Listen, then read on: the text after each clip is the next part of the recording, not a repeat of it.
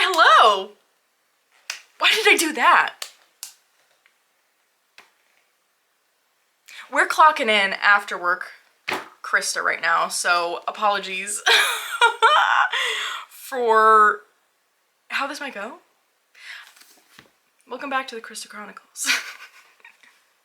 Anyway, so today we are talking about 3 tarot books that I have read, gone through lately, that I've really loved. I was sent these 3 books to review from Llewellyn, so these are all some new Llewellyn tarot books. And I really enjoyed all 3 of them.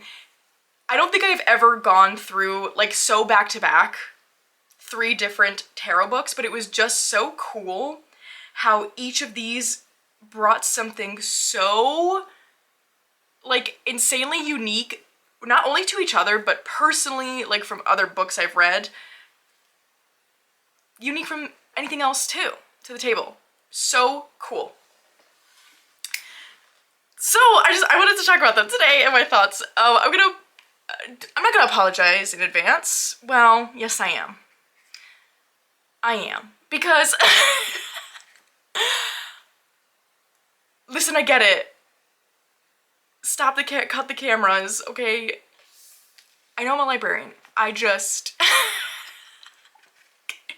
cannot articulate my thoughts about books. I don't know why. Just can't do it.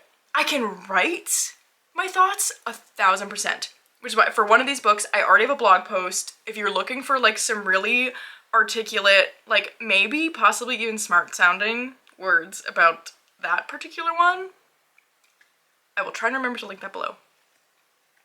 But I wanted to chat today, so here we are. I don't know where we're gonna end up. It's gonna be a wild ride, because again, thoughts about books don't seem to come out of my mouth the right way. I don't know why. But anyway, should we just jump right in? Let's just jump right in. The first one, Unlocking the Tarot, Create Your Own Keys, by the one and only Lisa Pepez. This is the book that I do have a blog post about. This is the one I read first, and just amazing, show-stopping, nothing like it.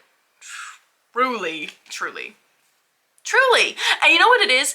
It is, okay, so where this one lands, you know, in this group of 3, this one to me is the one, if you were looking for, I'm gonna say, okay, 2 different things. Intro to Tarot. Like, if, you know, for you, or like if you know someone who wants to learn, I'd be like, please, here, take it. And this would be an amazing, I think, intro to tarot book. And I have read quite a few of that kind of book now, where it's like, it's going card by card, we're talking about the meanings. And while there are a lot that I like, there are only 2 that I can confidently say I love. And it was just the one for the longest time, and it's the one I learned tarot with, and it's the one, like, anytime someone asks me, I'm like, this, and now this is getting added to that stack. It's this book and then Kitchen Table Tarot, and I've realized the connection is the conversational tone that this book and that book are written in. Just something about it, at least to me, it made it so much more engaging. It makes it just easier to take in. And I think what I really loved, especially like coming back to this book here, Unlocking the Tarot, it felt like I truly was like sitting down at a table with Lisa herself, and it wasn't her necessarily teaching me, okay, here's what this card means, here's what this card means. You got that? Like, you're taking notes? See, like, it didn't feel that way. It was like, okay, here's what I think. What do you think? How does that sit with you? How do you feel after I just told you that? Here's some other possibilities of ways to look at it. Like, let's discover together. It has this tone of curiosity that is like unlike anything else I've read, and to me feels particularly so productive. Is that the right word? I don't know. You know what I mean, probably. Yeah, so what this book does is it takes Lisa's Tarot with Training Wheels, that is her whole YouTube series, and it turns it into book form. And that is a very simple explanation. I know there's like more that went into making this, obviously. But yeah, so for each card, we get, for the majors and the minors, except for the courts, we get a single keyword, and it is the keyword that Lisa has pinpointed for herself. Like, this is what makes the most sense. Then we get, like, how many pages? I'm gonna say at least, we get like a solid page, sometimes 2 pages of, here's why that word works, for how I can take this card and distill it down to this one word. The whole meaning can be distilled down to this one word. Here's why. But then, if that keyword isn't sitting with you, isn't comfy cozy in your brain, she gives for every single one of those like 4 or 5 other words that you could choose from, or like it leaves it open to like, is there something else you would choose? Which is why it has this like really fun conversational feel. And the whole idea, which I did not say at all with the keywords, is that it takes the meaning of the card, and instead of trying to like remember this like whole paragraph of meaning or something, you could just remember a single keyword. It distills it down to like, how can we take this broad idea and make it one word? Which I think is so brilliant. It's so brilliant, and to even think like, there's probably so many things in life one could do that to. Maybe even myself, because Lord knows that there is too many words coming out of my mouth a lot of the time. So maybe I should also find keys just for myself. Anyway, love this one. I think this one is just fantastic for, like I said, beginners, but reading this as like, I'm gonna say I'm a non-beginner now. That's gonna be how I label myself, just non-beginner, somewhere in that ether. I still found this incredibly insightful, incredibly helpful. Made me look at so many cards a different way, especially how Lisa goes about the court cards. To me, as someone who just like tends to struggle with the courts, game-changing, game-changing. So how she does the courts, like I said, those are the only cards that don't have the single keyword. There are like opposing keywords instead. So maybe I should just give an example. That might be the most helpful. So for the King of Cups, for example, we are given a spectrum of approachable to complacent. So kind of opposing ideas there, but 2 different ways that the King of Cups could be. So it takes into account the more so like personification of those cards, but that we can kind of have like the positive aspect, but also the negative aspect, if that is making sense there. Okay, I think maybe a better, at least, no, I'm not gonna say a better one, but one that is clicking in my brain in terms of like solidly knowing the meaning of the words. Queen of Cups, nurturing to smothering. So it's this thing of like, you can be a really nurturing person, but what happens when you nurture too much? You can smother. So it's like this spectrum, which I think is so, so cool. It's just, I can't say enough good things about this book. I feel like that's where we're gonna wrap it up with that one. Moving on. Tarot Grimoire. By also our own Ethany Dawn. So, where that one felt to me like an intro to tarot book, maybe, and that's not even I can't quite think of how to categorize, like, we're going through card by card, and it's like we are trying to discover a meaning here of this card. This one sits sort of in the middle with these 3 books, where we do go card by card. Ethany does give like a short little paragraph explaining her views on the card, but as Grimoire would suggest, we're getting witchy with it in this book. We're taking tarot and we're bringing it to a witchy magic practice. Perhaps I should read the back. Do not ever think to do that. Of like, maybe this would be a good place to start. Their own description of the book. Tarot spreads and spells that raise your magic to the next level. Unabashedly embracing the magic and mystery of tarot, this book invites you on a self-empowering journey to reveal and grow your inner mystic.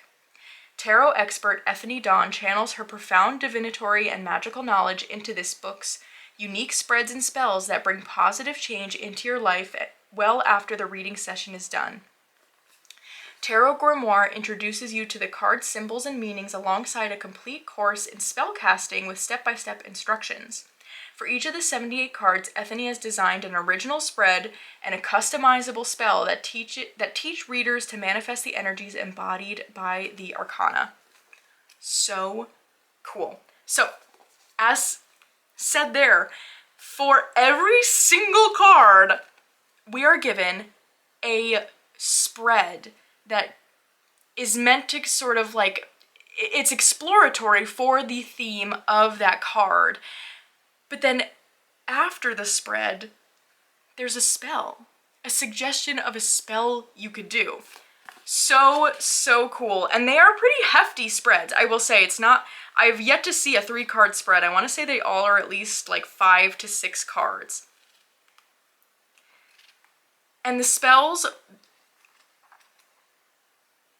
that I was going through seemed really approachable, really like, it felt to me like you could really customize it to just things you already have, or even like if you didn't want to use actual items, it's like you could just sort of like visualize it. Like even as I was reading the spells, it felt like I was kind of partaking with them just in my mind. Just like you could like visualize things like that. And so to me, it feels a bit more like a workbook type book. And how I have been playing around with using it so far is, for starters, I have a card of the month. I did like a year ahead spread that each card is revealed by the month. So taking that card of the month, the tarot card of the month, going to the entry in here and using the spread to really explore that theme for the month. I think it might be a bit better if so I did it for last month's, which was really cool, and now we're into October, so I have my new card, which is the Hierophant. And so I think I want to read this spread to give a better idea. So for the Hierophant, it is the Healing the Institutional Wound spread. The institutional wounds we see in society are deep. This has been reflected in the feedback I've received from students when they reflect on the Hierophant. Many people struggle with experiences in religious groups that feel isolating and harmful.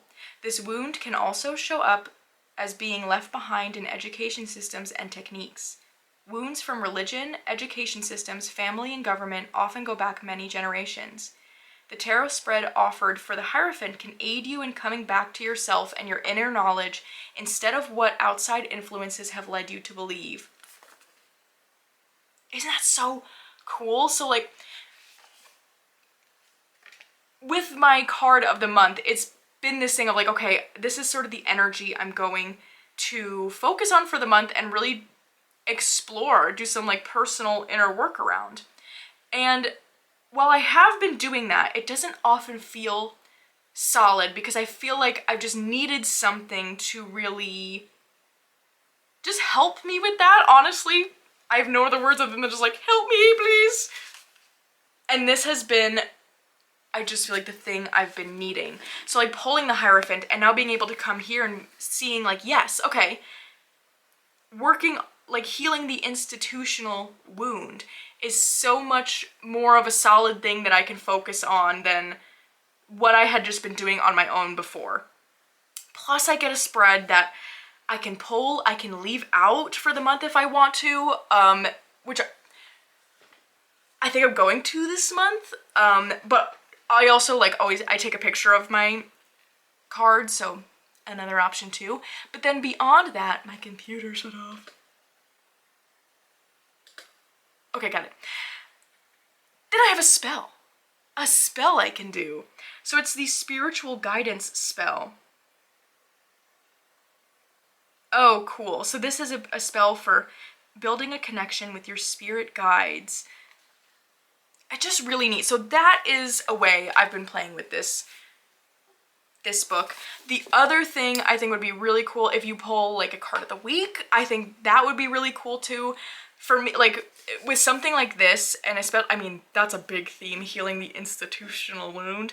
To me, that feels like, all right, I need a month on that, my guy, you know what I mean? But I think it could be cool as a weekly. If you want to do daily, go crazy. Why not? But yeah, I think like how I am using and viewing this book is, I think it's a really cool tool for that kind of like long-term card exploration. Really, really neat. Really loving this. So going to the third book that to me is like sort of like falling on the other side of it, it's The Psychic Art of Tarot by Matt Oren. And this book really, so this one, it doesn't go into card meanings. Instead, it is focusing on the building a psychic practice, building up sort of intuition, things of that sort, utilizing and using the tarot, which is so neat. Because I think often there's always a conversation about intuition when it comes to reading the cards. Whether that is like something you think you tap into or not, it's still a conversation. And for me personally, I think because I often have trouble feeling like I understand concepts that are not like rooted in something that it's like really solid that I can see. So I know there's a word for this kind of concept. Maybe, I don't want to say that it's like abstract, but I think it's one of those things that it's not so easy to like really describe it, because everyone has a different experience around intuition, how it works, what it looks like. And so that's something really, things like that are hard for me to grasp. But this book and just how it explained the way into, gosh, I put some notes in here because there was something right in the beginning that I thought was very, very interesting.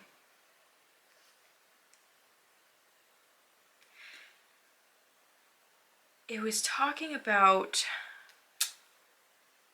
because I feel like I'm missing another word besides intuition. Because it wasn't really about, it differentiated between intuition and, I'm gonna find it. I highlighted. I figured it out. It's unrelated to what I was saying. It was talking about the difference between like intuition and things like trauma response, things like that. Just for God. Anyway, so what I was meaning to get at is this book really breaks down the different, how Matt Oren views the breakdown of how we get where we get with a tarot reading. That's what I'm gonna say. And it was explained as having like different elements. So there's the energy, the essence, and the information. And so the essence of a reading is the outlines, strokes, shapes, and forms in a painting that give birth to the images. The energy of a reading is much like the addition of color, shading, and tones in a painting. It expresses the emotions and moods that permeate the overall work.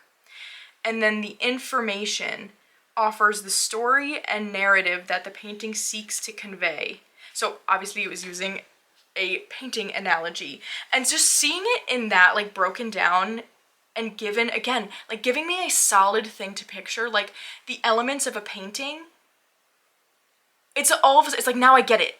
I understand what we're getting at here when it comes to, like, utilizing intuition in a reading, what that means, because just all throughout this book is like, the way Matt explains it and gives these analogies to something like solid and tangible just was really, really amazing. And I think my other favorite part about this book, how it utilized tarot when it comes to building up a psychic practice, like building intuition and practicing intuition, was using the cards for visualization.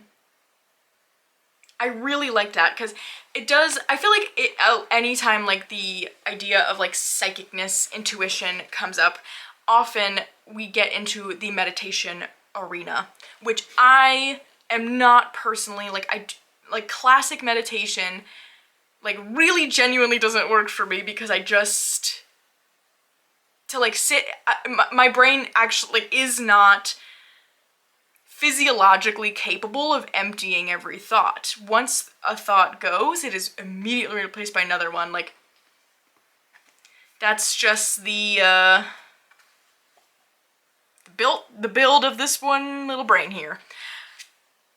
But this idea of kind of meditating on the image of different tarot cards feels so approachable and doable to me. It got me so exciting. Got me so excited. Please. Yeah, it just, there's so much in this book that I'm not doing an amazing job at putting it into words, but I think really my personal favorite part was like sort of like, and not to say that it doesn't get into the meaning of the cards, I think the point of this book was to more so, like, you have a base knowledge of these tarot cards. Let's now get further into adding some more elements in, adding some real personal touches, I feel, when you're doing a reading, and adding in that layer of, okay, just because you've pulled this card and you have this definition of it doesn't mean that that's how you feel in this moment, that's what it means. It's adding this layer of the intuition of like, okay, so you pulled the basic example here, let's say, like, say you pulled the Four of Swords. Okay, Four of Swords, rest, recovery. That's what, like, I've got that knowledge in my brain. But say this scenario that I'm asking about, it comes up and all of a sudden I get this feeling of like, no, but that's not exactly what it means here. That's what we're building in this book here. It's sort of like taking it to a situational place, trusting that intuition, that gut feeling you're getting about a card.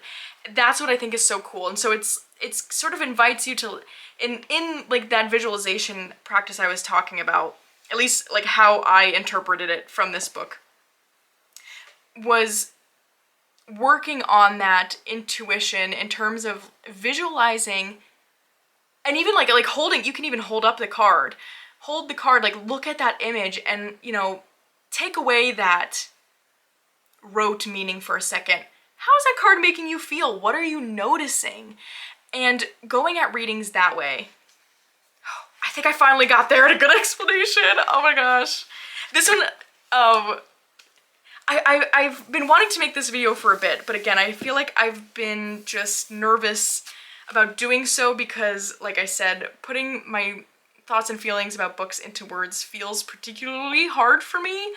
And I was really nervous to talk about this one because I just knew when it gets to this topic that I have a very particularly hard time, like, getting my words out about it, and that's nothing to, like, this book was so clear and concise about it, and, like, I really enjoyed it, and it's really just making me think about things in a new way. And so when I'm talking about like these different categories, I think what I'm meaning is like how I saw these 3 books is like, this one feels to me like it could absolutely go to a beginner. This one, I'm like, it could, but it's adding an extra element that maybe I'd be like, yeah, maybe give it as like the second book. And then this to me feels like 3rd book, like get a grasp on those meanings first, get a grasp on that tarot knowledge. Now let's take it a step further, or not even a step further, let's take it in a new direction. Let's add that intuition and trust what it is you're feeling rather than focusing so much on those rote meanings, and let's build upon that. That's what this felt like to me, which I think that's what I've been trying to articulate here, is like with this 3 set of books that I just kind of happened to receive at the same time, it really felt like this cool, and that was the order I actually read them in. So it felt like this cool journey I got to be on of like, okay, like really like locking down a fantastic way to remember the card meanings, but also personalize it a little bit, get my meanings down. I think that's the thing with this, get my meanings down. Let's do now some card by card exploration and add in a little bit of magic to like really lock down the theme of that card, the work we can do around that card.